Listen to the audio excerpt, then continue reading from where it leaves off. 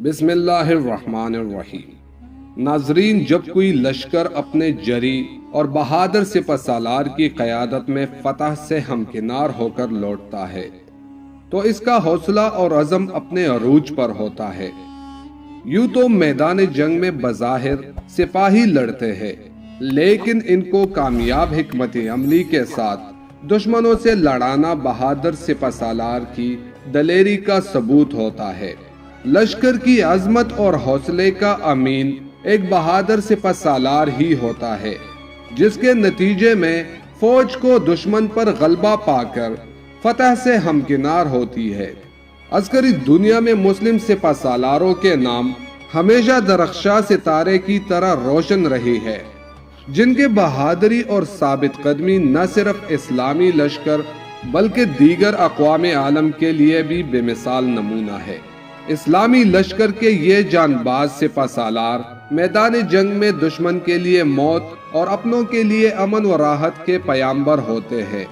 اسلام کے ان عظیم سپہ سالاروں نے اپنی منزل کا تعین کرتے ہوئے جب بھی قدم بڑھائے تو رفعت اور عظمت کے پھول ان کے استقبال کے لیے بکھرتے چلے گئے، اور یہ مرد مومن ثابت قدمی، استقامت اور جوامردی کے ساتھ اپنی جان ہتھیلی پر رکھ کے دشمنوں کی صفوں میں گھس کر لڑتے ہوئے نہ صرف یہ کہ جرات اور شجاعت کے بے مثال تاریخ رقم کر گئے، بلکہ آنے والے وقت کے لیے عالم اسلام کے سپوتوں کو دین کی سربلندی کے لیے لڑنے کا سبق بھی سکھا گئے۔ ان عظیم سپہ سالاروں میں سب سے پہلے نام حضرت خالد بن ولید رضی اللہ تعالیٰ عنہ کا آتا ہے۔ حضرت خالد بن ولید رضی اللہ تعالیٰ عنہ مکے کے ایک ایسے گھرانے میں آنکھ کھولنے والا بچہ جو اپنے دولت، سخاوت اور فہم و فراست کے حوالے سے جانا پہچانا جاتا تھا۔ اس بچے کے والد ولید کا شمار مکہ کے ممتاز افراد میں ہوتا تھا۔ وہ مکہ سے طائف تک پھیلے ہوئے بے شمار باغات کے مالک تھے۔ اہل مکہ انہیں العادل اور الوحید کے القابات سے پکارتے تھے۔ وہ عرب کا پہلا شخص تھا جس نے چوری کی سزا میں ہاتھ کاٹنے کی تجویز دی، جو بعد ازاں اسلامی نظام میں بھی شامل ہوئی۔ فوجی مہارت میں بھی ولید کا جواب نہ تھا۔ یوں اس بچے کو دولت اور مذکورہ خوبیوں کا سرمایہ ورثے میں ملا۔ بچے نے بڑے شاہانہ انداز میں پرورش پائی، اس کے باوجود اسے مردانہ کھیلوں اور فنون حرب و ضرب سیکھنے کا جنون تھا۔ اس نے گھڑ سواری، شمشیر زنی اور تیر اندازی بچپن میں ہی سیکھ لی تھی۔ کشتی اور نیزہ بازی میں بھی اس کا کوئی ثانی نہ تھا۔ لوگ اسے میدان کا جادوگر کہتے تھے۔ ان خداداد صلاحیتوں کے مالک کا نام خالد بن ولید تھا۔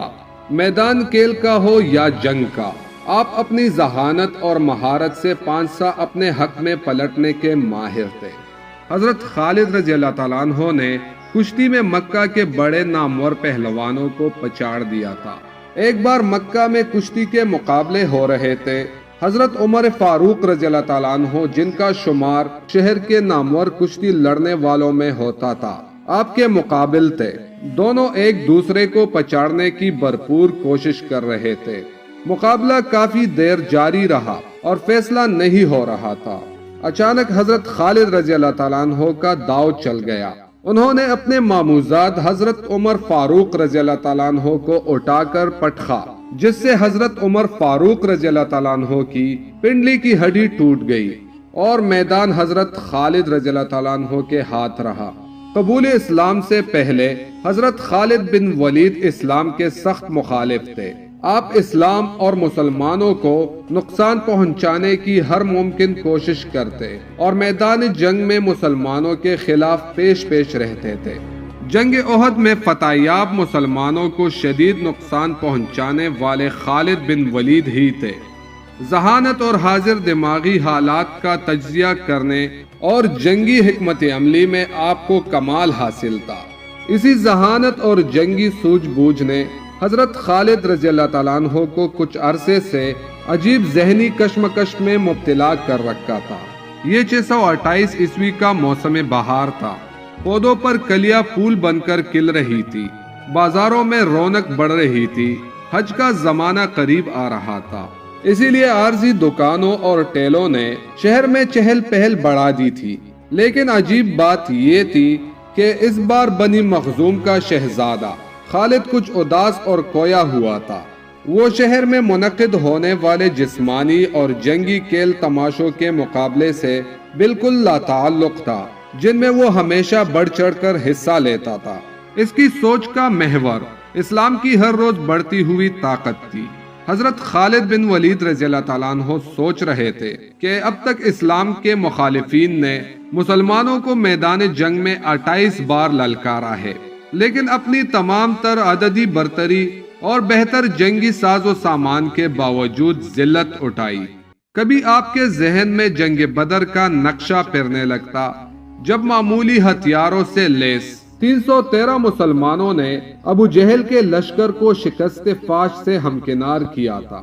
کبھی جنگ احد میں مسلمانوں کی ثابت قدمی اور جانثاری آپ کی آنکھوں میں پھرنے لگتی، تو کبھی حضرت خالد چشم تصور سے مکہ کے ناقابل شکست پہلوان عسکر کو رسول اللہ صلی اللہ علیہ وسلم کے ہاتھوں خاک چاٹتے ہوئے دیکھتے۔ آپ کا ذہن اور تجربہ بے سر و سامان مسلمانوں کی ان عظیم فتوحات کو سمجھنے سے قاصر تھا۔ کبھی کبھی آپ سوچتے کہ کیا مسلمانوں کے ساتھ کوئی غیبی طاقت ہے؟ کیا محمد صلی اللہ علیہ وسلم واقعی اللہ کے رسول ہے؟ اسی کشمکش میں کئی ماہ گزر گئے۔ صلح حدیبیہ کو 1 برس بیت چکا تھا۔ معاہدے کے مطابق رسول اللہ صلی اللہ علیہ وسلم اپنے جانثاروں کے ساتھ عمرے کے لیے مکہ میں داخل ہوئے۔ حضرت خالد بن ولید الجھے ذہن کے ساتھ مکہ سے نکل گئے تاکہ وہ شہر میں مسلمانوں کے داخلے کا منظر نہ دیکھ سکے۔ مکہ میں 3 روز قیام کے دوران نبی کریم صلی اللہ علیہ وسلم نے خالد بن ولید رضی اللہ تعالیٰ عنہ کے بھائی ولید سے فرمایا، افسوس خالد میرے پاس نہیں آیا، اگر وہ آتا تو ہم اس کا پرتپاک خیر مقدم کرتے۔ خالد جیسے شخص کو اسلام سے دور نہیں رہنا چاہیے۔ ایک دوسری روایت کے مطابق رسول اللہ صلی اللہ علیہ وسلم نے خالد بن ولید کے قبول اسلام کے لیے دعا فرمائی تھی۔ حضرت ولید رضی اللہ تعالیٰ عنہ نے اپنے بھائی کو بہت ڈھونڈا، لیکن ان کا پتہ نہ چلا۔ آخر ولید نے اپنے بھائی کے نام ایک خط لکھ کر ایک شناسہ کے حوالے کیا کہ جب خالد آئے تو یہ خط ان کو پہنچا دیا جائے۔ دوسری طرف خالد بن ولید رضی اللہ تعالیٰ عنہ کی دل کی کیا حالت تھی اور بھائی کے خط نے کیا کمال دکھایا۔ اس حوالے سے خود حضرت خالد بن ولید رضی اللہ تعالیٰ عنہ فرماتے ہیں، میں اکثر سوچا کرتا تھا کہ مجھے پیغمبر اسلام صلی اللہ علیہ وسلم کے خلاف ہر جنگ اور محاذ پر ناکامی کیوں ہوتی ہے۔ پھر آہستہ آہستہ میرے دل میں یہ خیال تقویت پکڑتا چلا گیا کہ کوئی غیبی طاقت میرے دل میں محمد صلی اللہ علیہ وسلم کے لیے جگہ بنا رہی ہے۔ پیغمبر اسلام صلی اللہ علیہ وسلم جب عمرہ کے لیے مکے میں تشریف لائے تو میں وہاں سے نکل چکا تھا، جس پر میرے بھائی نے مجھے خط لکھا جس میں تحریر تھا، مجھے تعجب ہے کہ تم اسلام سے اس قدر نفرت کرتے ہو، حالانکہ تمہارے جیسا عقل مند آدمی کبھی اسلام سے دور نہیں رہ سکتا۔ میرے بھائی، گمراہی کے اندھیرے سے نکل کر حق کی روشنی میں چلے آؤ۔ بھائی کا خط پڑھ کے میرے دل کی حالت بدل گئی اور میں رسول اللہ صلی اللہ علیہ وسلم کے حضور حاضر ہو کر اسلام قبول کرنے کو بےتاب ہو گیا۔ حضرت خالد رضی اللہ تعالیٰ عنہ کے دل کو کسی پل چین نہیں تھا۔ آپ نے مکہ کے کئی بااثر افراد کو حال دل سنایا، لیکن کسی نے قبول اسلام کے حوالے سے آپ کی حوصلہ افزائی نہیں۔ پھر آپ کے دل کا حال حضرت عثمان بن طلحہ رضی اللہ تعالیٰ عنہ کو سنایا۔ وہ قبول اسلام کے لیے آپ کا ساتھ دینے کے لیے تیار ہو گیا۔ یوں حضرت خالد اور حضرت عثمان رضی اللہ تعالیٰ عنہ حضور کریم صلی اللہ علیہ وسلم کی خدمت میں حاضر ہونے کے لیے مکہ سے مدینہ روانہ ہو گئے۔ خدا کے مقام پر ان حضرات کی ملاقات حضرت عمر بن العاص رضی اللہ تعالیٰ عنہ سے ہوئی، جو حبشہ سے آ رہے تھے۔ انہوں نے حضرت خالد بن ولید رضی اللہ تعالیٰ عنہ سے پوچھا، ابو سلیمان کہاں کا ارادہ ہے؟ حضرت خالد بن ولید رضی اللہ تعالیٰ عنہ نے بتایا کہ وہ قبول اسلام کے ارادے سے مدینہ جا رہے ہیں۔